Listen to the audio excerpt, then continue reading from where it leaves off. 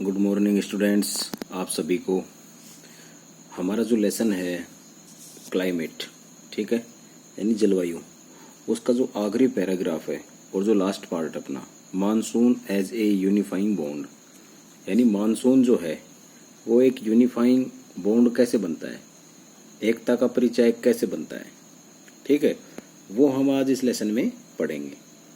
ये मानसून जो है, ठीक है, इसके कारण जो पूरे देश के अंदर एक एकता का माहौल बनता है वो कैसे बनते हैं। जैसे कि अगर अपन एग्जाम्पल लें, ठीक है, तो मानसून के कुछ जो मंथ हैं, ठीक है, वो निर्धारित हैं। जैसे कि जून से स्टार्ट हो जाता है मानसून और अक्टूबर नवंबर तक ये चलता है, अक्टूबर तक चलता है मानसून। तो इसमें कहीं उत्सव, कहीं त्योहार, कहीं अलग अलग प्रकार के कृषि चक्र, ठीक है, ये एक मतलब मानसूनी जो लय है ये चारों ओर पूरे देश में अपने घूमती है। तो इसी प्रकार से हम आज ये पढ़ेंगे कि भाई जो मानसून है वो अपने पूरे कंट्री के अंदर एक यूनिफाइंग बॉन्ड किस प्रकार से उत्पन्न करती है, वो आज के लेसन में हम पढ़ेंगे। You have already known the way the Himalayas protect the subcontinent from extremely cold wind from central Asia. अब इसका मतलब ये है कि भाई हम ये ऑलरेडी जान चुके हैं, पीछे जो पार्ट आए थे जो लेसन में, उसमें हमने ये ऑलरेडी पढ़ लिया है कि जो इंडियन सब कॉन्टिनेंट है, ठीक है, अपना जो भारतीय उपमहाद्वीप है, इसमें हिमालय जो है ये प्रोटेक्ट करता है, ठीक है, रक्षा करता है। यानी हिमालय है वो हमारी भारतीय महाद्वीप में जो extremely cold winds from central Asia, यानी जो सेंट्रल एशिया, मध्य एशिया की तरफ से जो बहुत ठंडी जो पवनें आती हैं उनसे हमारी रक्षा करता है। This enable northern India to have uniformly higher temperature when compared to other areas on the same latitudes. यानी जो अगर अपन देखें, ठीक है, तो उच्च अक्षांशों के बावजूद जो अपना नॉर्थ इंडिया है, ठीक है, नॉर्दर्न जो इंडिया है, उसमें क्या होता है कि निरंतर जो टेम्परेचर है, ठीक है, वो इसकी तुलना में हाई बना रहता है। Similarly the peninsular plateau under the influence of the sea from three sides has moderate temperature. यानी सेम अगर अपन देखें तो जो इंडियन पेनिसुलर है, यानी जो पेनिसुलर जो प्लेटो है, ठीक है, जो प्रायद्वीपीय पठार है, इसके जो थ्री साइड्स हैं, तीनों साइडों में, यानी जो साउथ कोस्ट अपना ईस्टर्न कोस्ट और वेस्टर्न कोस्ट और नीचे फिर साउथ कोस्ट, तो तीनों साइड का जो एरिया है ये तीन साइडों में क्या है, इसके सी है, समुद्र है। तो इस कारण भी जो अपना टेम्परेचर है उसमें ना तो अधिक मतलब has moderate temperature. Despite such moderating influence, there is a great variance in the temperature conditions. यानी तीनों साइडों से जब समुद्र अपना है तो उससे जो अपना जो टेम्परेचर है उसमें ज्यादा प्रभाव नहीं पड़ता है, यानी समतल समान प्रभाव रहता है। जब भी ना तो ज्यादा गर्मी पड़ती है वहां पे और ना ही ज्यादा सर्दी पड़ती है। अब ये कह रहा है कि despite such moderating influence there are great variation in the temperatures condition. तो इसके बावजूद भी जो तापमानीय जो दिशाएं हैं, टेम्परेचर जो कंडीशन है, उसका जो इन्फ्लुएंस है वो क्या होता है, समकारी प्रभाव के कारण बहुत ही कम पाया जाता है। Nevertheless, the unifying influence of the monsoon on the Indian subcontinent is quite perceptible।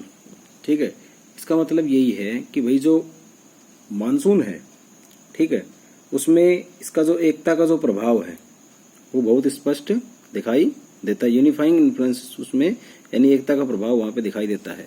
The seasonal alternation of the wind system and the associated weather condition provide a rhythmic cycle of season. यानी ये फिर क्या होता है कि जो wind system है, ठीक है, वो अपनी जो पवन की जो दिशाएं हैं उनके अनुसार जो चेंज होते हैं, जो परिवर्तन होते हैं, किनका, जो सीजन्स के, वाइंड सिस्टम में the associated weather conditions provided rhythmic cycle. यानी जब मौसमी जो अवस्थाएं जब ये चेंज होती है, किसके कारण? ऋतु जो चक्कर आते हैं भाई, गर्मी के कारण सर्दी, सर्दी के बाद फिर सर्दी के बाद फिर गर्मी, गर्मी के बाद फिर बरसात, फिर सर्दी। तो जो ऋतु चक्र है क्या करता है अपने को एक राइथमिक साइकिल ऑफ सीजन, यानी एक लय प्रदान करता है इन सीजन्स में, इन मौसम्स में, ठीक है। Even the uncertain of rain and uneven distribution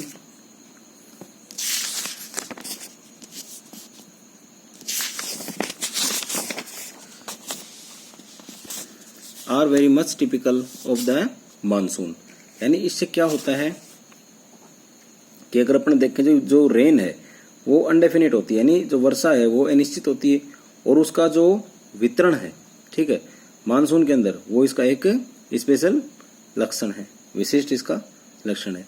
the India landscape, its animal and plant life, its entire agriculture calendars and the life of the people including their festival revolve around this phenomenon. यानी इससे क्या होता है कि भाई